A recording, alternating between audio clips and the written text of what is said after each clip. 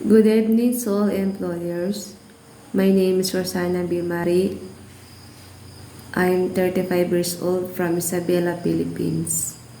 I am a single mother. I have two kids. My daughter was 15 years old and my son was 9 years old. I was working in Kuwait more than 2 years. Mom and sir, the house is big.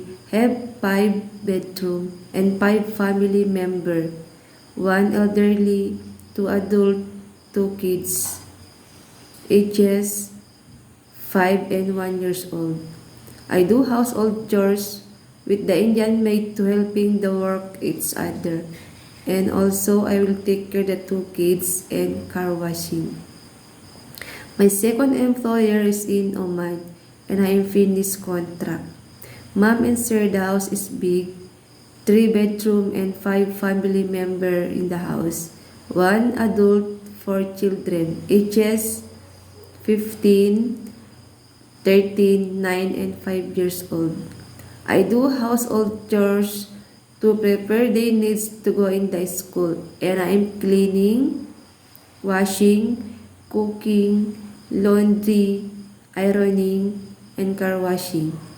Hopefully, you choose me and I promise to do my job with honesty and responsibility as long as I can.